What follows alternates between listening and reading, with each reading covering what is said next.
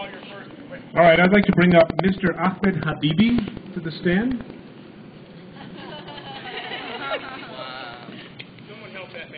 Mr. Habibi is here from Guantanamo. He's taking a little break from his current circumstance and joining us here today. So we're very, very happy to have him. I think he will clarify things for all of you. For a moment, raise your right hand in the air. You swear, tell the truth, the whole truth, and nothing but the truth. I do. Yes, sir.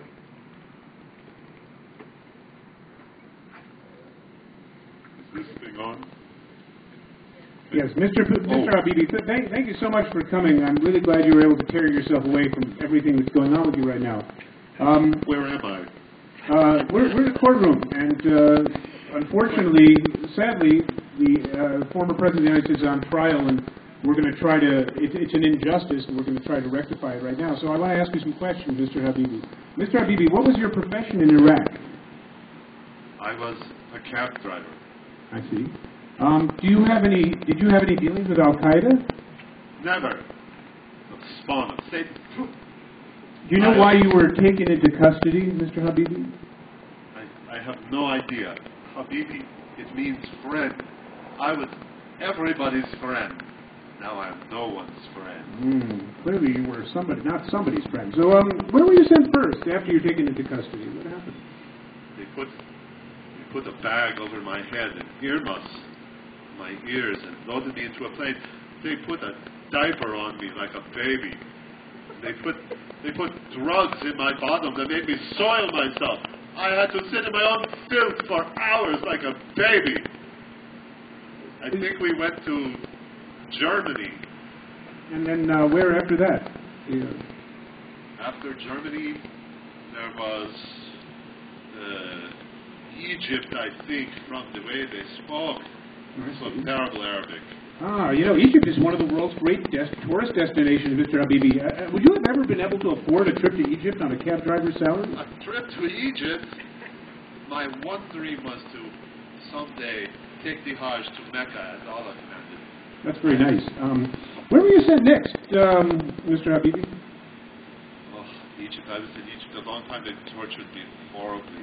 Really? What did they do? In Egypt, they violated me. I was raped with sticks and batons. In Egypt, they are so focused on the bottom, they seem not to know it is a door of exit, not a door of entry. Well, terrible. I never saw any of this in the brochures, tourist brochures. But anyway, so after Egypt, where did they send you, Mr. Habibi? After Egypt, it was back to Europe, Eastern Europe. I don't know. Really? Okay. All they fed us was goulash. It was awful. So do you think it might have been Hungary or Romania? Is that somewhere? Would you have, in your wildest dreams, ever have considered to go to Eastern Europe? What do I look like?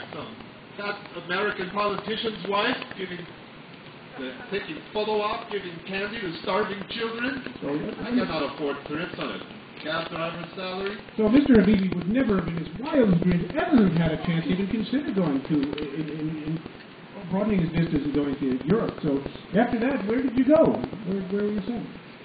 Back to northern Africa, I believe. Maybe Morocco. I don't know. What did they do there? We were in Morocco. Not a drop of hummus.